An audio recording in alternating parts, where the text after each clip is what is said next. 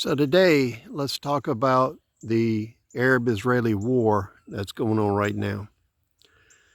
Now, last night and yesterday, everything intensified. You have a lot more players involved, and you're going to see a lot more U.S. military moved into the area. Now, one of the things people never talk about is damaging aircraft carriers versus sinking aircraft carriers.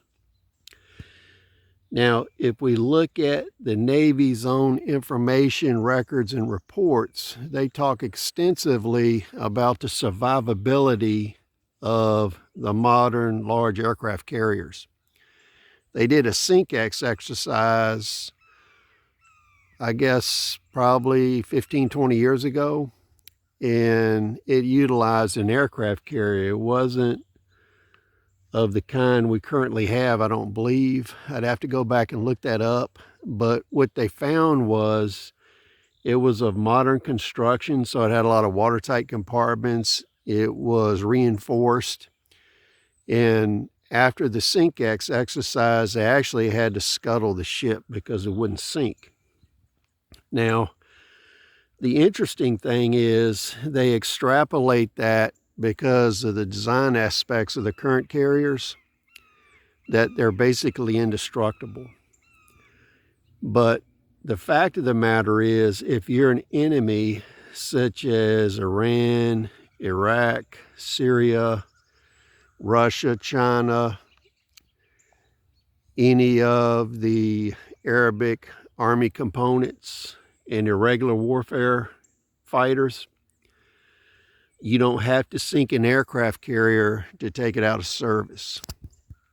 So the way you take an aircraft carrier out of service is you cause the flight deck to be tilted beyond the necessary angles to support the operation of aircraft. So the way you would attack an aircraft carrier is you would do enough damage to it either to cause a forward-backward list of over 1.5 degrees, or a side-to-side tilt such that you can't land and launch aircraft. So you can do that with the missiles and ballistic missiles and anti-ship missiles that they have. What you would do is damage the aircraft carrier to the extent that it cannot operate aircraft. And with the high survivability of the aircraft, what they would have to do is withdraw it from the theater for repairs. The other way to attack an aircraft carrier is to set it on fire. And if you can set it on fire, then it can't operate and it can't repair itself to a large extent, even though it may stay afloat. So when we look at large aircraft carriers, the limitations without using nuclear weapons or fuel air explosives would be to make it so that it cannot serve its function. So you would assume that the players in the Middle East would bombard it with anti-ship and ballistic missiles in order to set it on fire and cause the flight deck to be tilted out of operational parameters. Now, what nobody looks at is we actually have another type of aircraft carrier that in the past would have been considered a light carrier. Those are amphibious assault ships. They're basically a straight deck light carrier. The one that burned up in repair, the Bonhomme Richard, or as they say in France, the Bonhomme Richard, depending on how you want to pronounce it. That is an amphibious assault ship, but it actually is a light aircraft carrier also.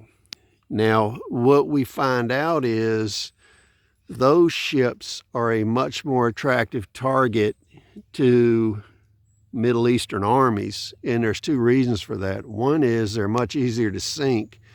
The other is, due to design parameters, they're not armored, they're not heavily reinforced like the large carriers. They have a lot of open spaces, and if you set them on fire, it burns them to the point they're not repairable. So they are actually a much easier target to destroy with the weapons at hand in the Middle East.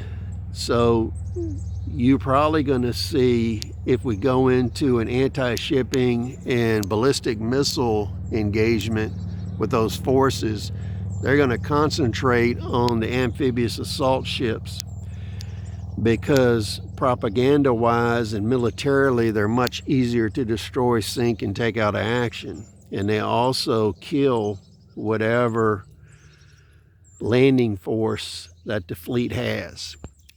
So just a few thoughts and rambles on some of the scenarios. Please share your thoughts. We'll see you on the next video.